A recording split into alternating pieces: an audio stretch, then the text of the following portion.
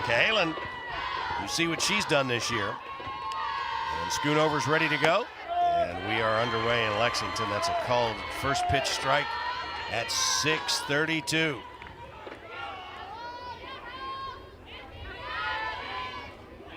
Hannah Johnson fouls that one off.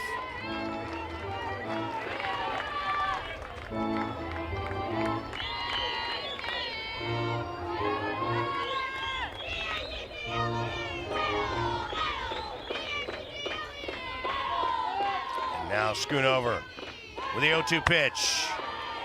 We missed outside. Tom Myers, our home plate umpire. Emerus Addison at first, Carlos Guzman at third. For those of you who have not been with us before, John Kropp Stadium, 200 down each of the lines and 220 to straightaway center. And that ball's up. And the Kentucky catcher just could not find it. Allie Mitchell was looking for it, couldn't find it. Once again, the 3-2 pitch. Little check swing, short center field. And Blanton comes on and gets that for a big out, number one. And here's Schoonover again. And that ball just missed. You know, you go back to that pitch that got her on the inside part of the plate, and she knew it. Absolutely, that's a great pitch, especially after the sequence, right? Credit Rachel Lawson. Yep. Got her. Alabama loads the bases, but they can't get a single runner across. The Wildcats cut the Kentucky lineup just briefly, and they will continue to experiment bit by bit. Here for what, about the last couple of weeks or so, they've had Allie Hutchins in the leadoff spot and Erin Koffel batting number 2, and now Koffel is back in that leadoff spot. Well, Coach Lawson talked about wanting to have a little bit more of a solidified lineup at this point in the year, and so she doesn't like that it's still being toyed with, but you know, you got to find what works. You got to find what's going to score you some runs, and when you have a talent like Erin Koffel, she's going to get more at-bats in the leadoff spot. Why not? And caught the inside part of the plate. And more. Koffel lifts it to right. Will it drop? It does. Kind of jammed her up, but she's so powerful. She was able to fight it off her wrists. And the Wild.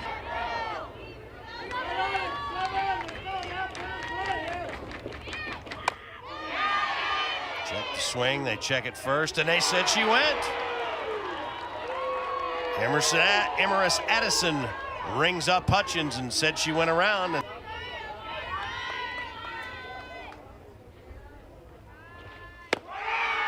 This time Koffel takes off trying to make something happen. Ball goes into center field. White was there to back up the play. And this is what they wanted. This is why the leadoff change. And Smith strikes out on 3 pitches. And so after starting out a little shaky, Beaver has now rung up 2 strikeouts in a row.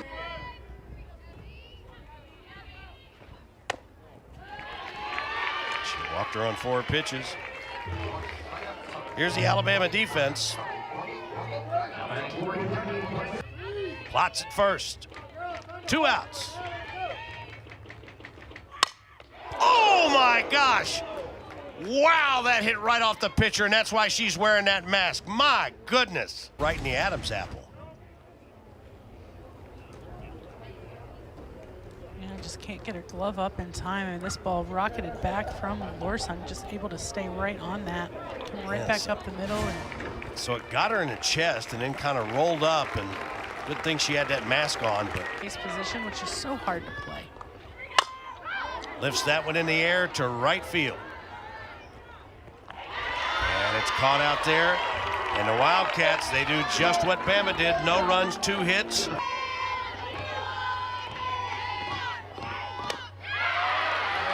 she got Evelyn on strikes. That's the start that Schoonover is looking for. Coming back strong. Long inning in the...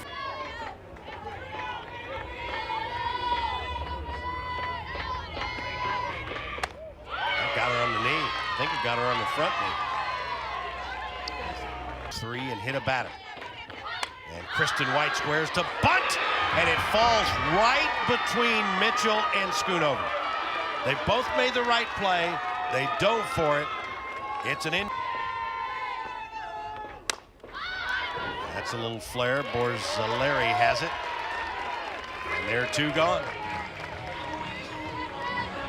Runners at second and third now with 2 outs. And that ball gets away from Mitchell. A weird looking play. I'm still not sure whether we're going to call it a wild pitch, they say up here in the box. You can see this, Yes. this ball in the dirt, just short hops a little bit there right by the plate. No and question. unable to get over. Came off her hand weird. Besides,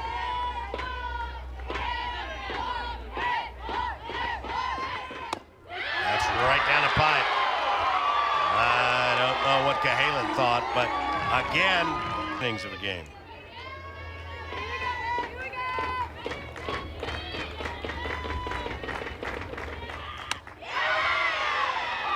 Got her swinging.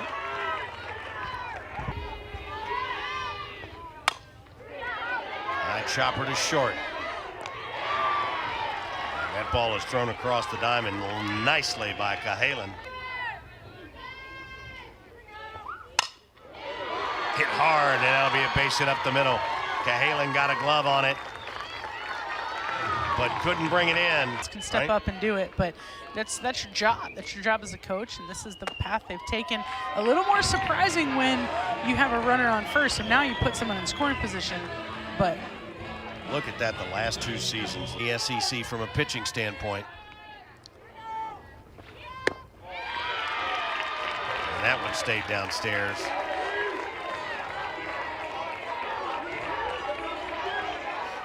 Has settled down, but this is just a trying time when you're not having people chase your pitches, and right now they're not chasing. And of all the people you would think, Kayla Beaver is not the person you would think would. There's another one, and she's going to score on this one. Those are 3 out of the zone, not even close. She was on the verge of walking a run in. Connect between the battery. They're going to call that a pass ball, and 4 straight pitches from. Talk to her. Try to get out of this inning. And that one out of zone. Second run walked in this inning so far. And there's a chopper to second. Boy, that was a nice play on a tough ball. And the inning comes to an end, but so Florida is excellent. Both these teams know that. Reisner in the middle of the infield, and the Kentucky second baseman has it. So the Wildcats got 3 runs on a hit. She got her there. Strikeout number 5 for Schoonover. Deliver the 13th pitch to Giles. Slow roller. Schoonover fielded her position well. And that's the inning. Nothing doing for the Crimson Tide. Cats lead. Mic'd up Mondays are fun. Jenna Blanton out in front of the plate with a bunt, and boy, was that a nice play by the catcher Giles. And with 1 down, here's the Kentucky catcher, Hallie Mitchell. That's a shot right at the shortstop, Cahalan. And 2 pitches, 2 outs. Holiday.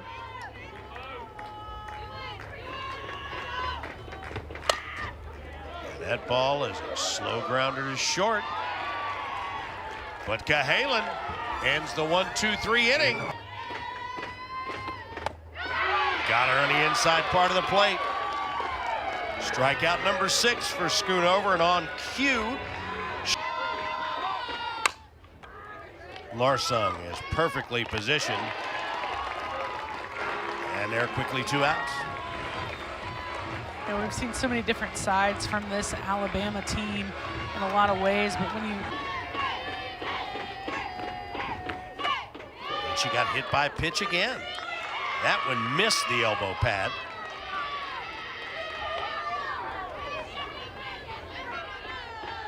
Because Johnson has gotten hit twice herself. And here's White First pitch swinging, it's a fair, and Larson gets him out of the inning again. And Koffel hits that one on a button, and wow, that ball, I love the way that Cahalan plays it short, but that ball was smoked, and she didn't even move. High chopper to second. Evelyn flips over, and quickly they're 2 away.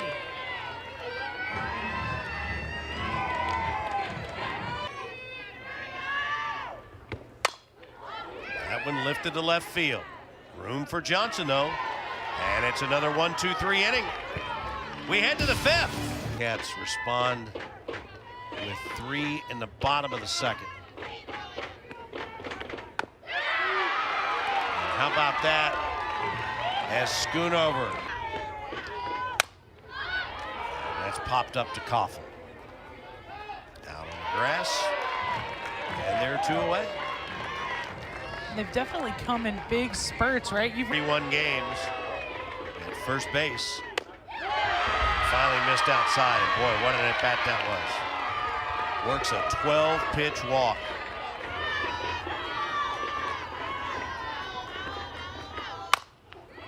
Back to Schoonover. She gave up the walk, but got out of the inning. Nothing going for the Tide in the 5th. SEC freshman hitting. She has been getting it done. And that's a hard hit ball. And that got past the shortstop, Cahalan. Base hit right on cue from Plotz. And you can see she just uses the ground on. Has already blown by her extra base hit total. And she draws the full count walk. Base hit and a walk. Right back up the middle, and it is off the glove of Brisky, and they won't get anybody.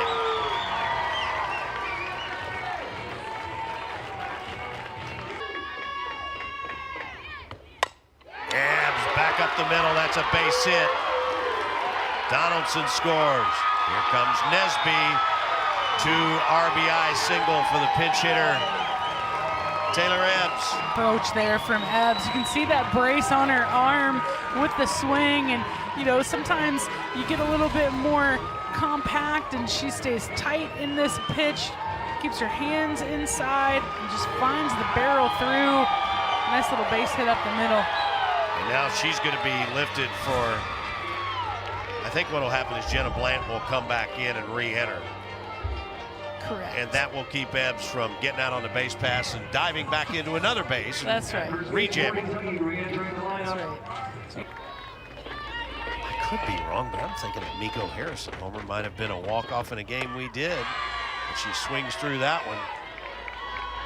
That's the first out.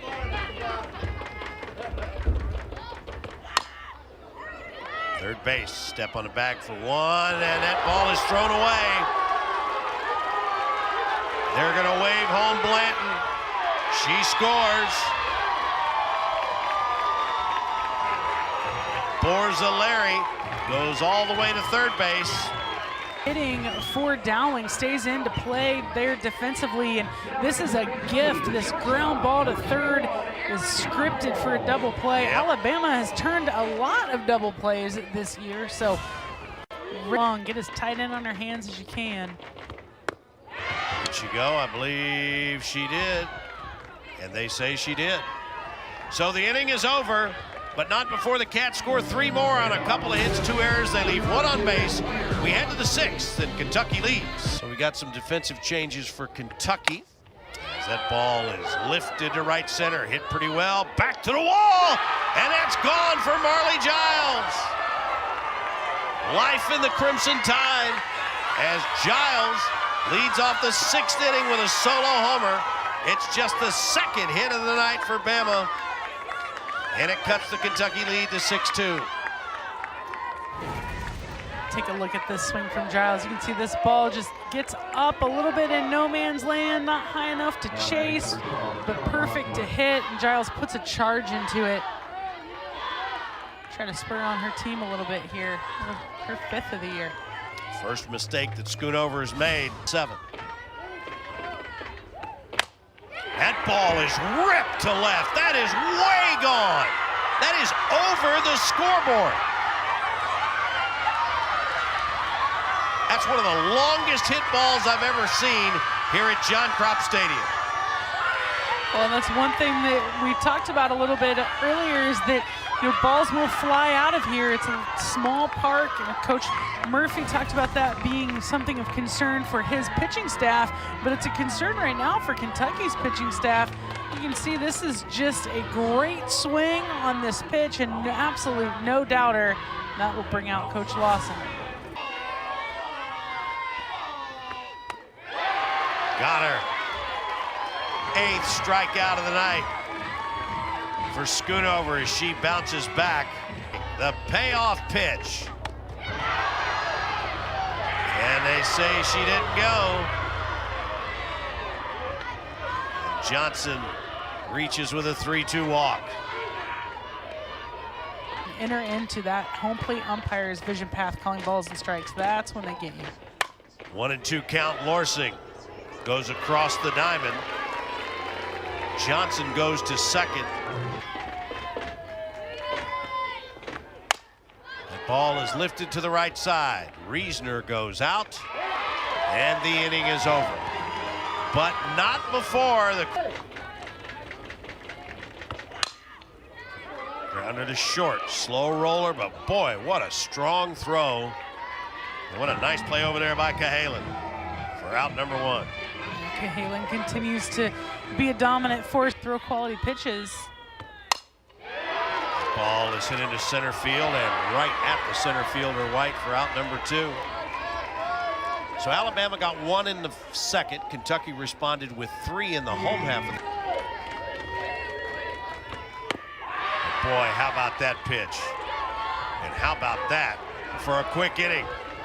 The Wildcats look to close it out. They lead by 3. That ball is grounded to second, and at 8, Reisner up. As you said, she's a true shortstop. Be able to make most plays. That ball right back to the pitcher, and it gets between Schoonover's legs. They get the out at first. Coach Lawson, if you have one area that would really change the way your team's playing right now, what area would it be? And it's defense. Wow. See another miscue, just wanting to shore that up. So a wild pitch on the call there from advanced on the fielder's choice. And that's a tapper. Schoonover doesn't have time to look the runner back, but she gets the second out, fields her position. Second time she's done that. That one stayed up in the zone. Well, at this point, they're ready. They're warm. They're just waiting for their number to be called. And needed strike moments ago. She's got to come back with that fastball on the inside, right? Got her swinging on the 12th pitch of the at-bat. The 181st pitch of the night. And as gutsy a performance as you're ever going to see as Stephanie Schoonover, my goodness, wills the Cats to a 6-3 win.